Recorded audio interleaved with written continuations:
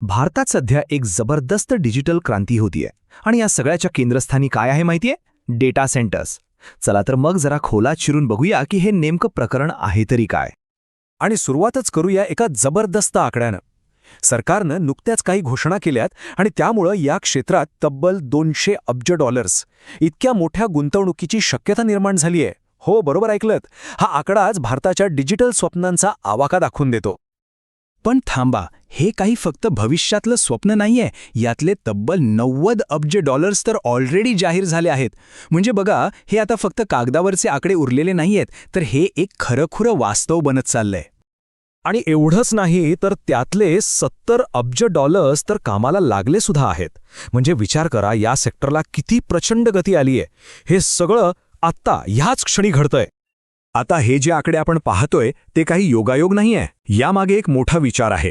केंद्रीय मंत्री श्री अश्विनी वैष्णव यांच्या म्हणण्यानुसार डेटा सेंटर्ससाठी 2047 पर्यंतची एक दीर्घकालीन योजना तयार आहे आणि हीच योजना भारताला AI आणि क्लाउड इन्फ्रास्ट्रक्चरच्या जगात एक ग्लोबल लीडर बनवणार आहे. आणि हो, या प्लॅनवर फक्त सरकारचाच विश्वास आहे असं नाहीये. जगातले मोठमोठी टेक जायंट्स म्हणजे अगदी गुगल, मायक्रोसॉफ्ट, ॲमेझॉन या सगळ्यांनी भारतात अब्जावधी डॉलर्स ओतले आहेत. हेच दाखवतं की भारताच्या या विजनला जागतिक पातळीवर किती गांभीर्याने घेतलं जातंय. बरं, आता एक महत्त्वाचा प्रश्न की अचानक एवढा सगळा पैसा भारतात का येतोय? यामागचं कारण आहे एक सरकारी धोरण, एक असा निर्णय जो अक्षरशः गेम चेंजर ठरतोय. आणि तो गेम चेंजर आहे टॅक्स हॉलिडे. आता हे काय असतं? सोप्या भाषेत सांगायचं तर सरकार कंपन्यांना म्हणतं, तुम्ही आमच्या देशात गुंतवणूक करा आणि आम्ही तुमच्याकडून काही वर्षांसाठी कर घेणार नाही किंवा खूपच कमी घेऊ. गुंतवणुकीला प्रोत्साहन देण्याची ही एक जबरदस्त पद्धत आहे. मग याचा परदेशी कंपन्यांना कसा फायदा होतो? बघा, हे खूपच सरळ आहे. त्या कंपन्या भारतात डेटा सेंटर्स उभारतील, इथूनच जगभरातल्या त्यांच्या कस्टमर्सना क्लाउड सर्व्हिसेस देतील आणि या सगळ्यावर त्यांना 2047 पर्यंत जवळजवळ 0 टॅक्स लागेल. आता सांगा, एवढी मोठी ऑफर कोणती कंपनी नाकारेल? हे दुर्लक्ष करणं जवळजवळ अशक्यच आहे. पण हे सगळं काही एका रात्री ठरलेलं नाहीये. या मोठ्या योजनेचा पाया तो 2020 मध्येच रचला गेला होता. हो, 2020 मध्येच भारताने एक नवीन धोरण तयार केलं होतं, ज्याचं एकच आणि स्पष्ट ध्येय होतं: भारताला जगातलं डेटा सेंटर हब बनवणं. आणि इंटरेस्टिंग गोष्ट म्हणजे 2020 मध्ये ज्या अडचणी समोर होत्या, म्हणजे बघा, परवानग्या मिळवण्याची किचकट प्रक्रिया, विजेचा महागडा दर, या सगळ्यावरच आजची धोरणं थेट उत्तरं देत आहेत.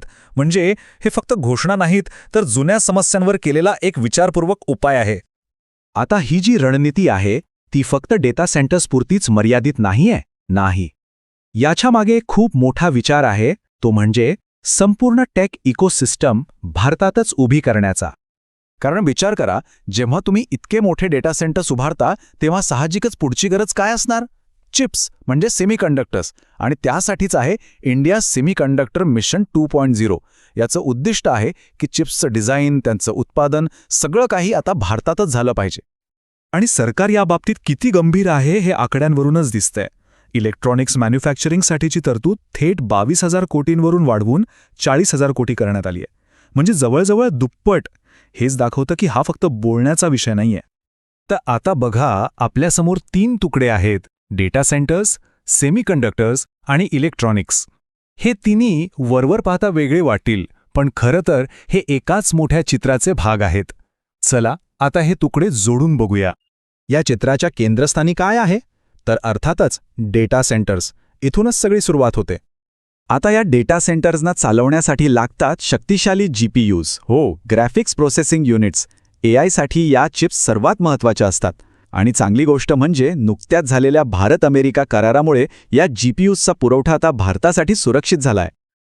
आता बघा, जेव्हा या GPUs आणि इतर हार्डवेअर्सची मागणी वाढते तेव्हा काय होतं?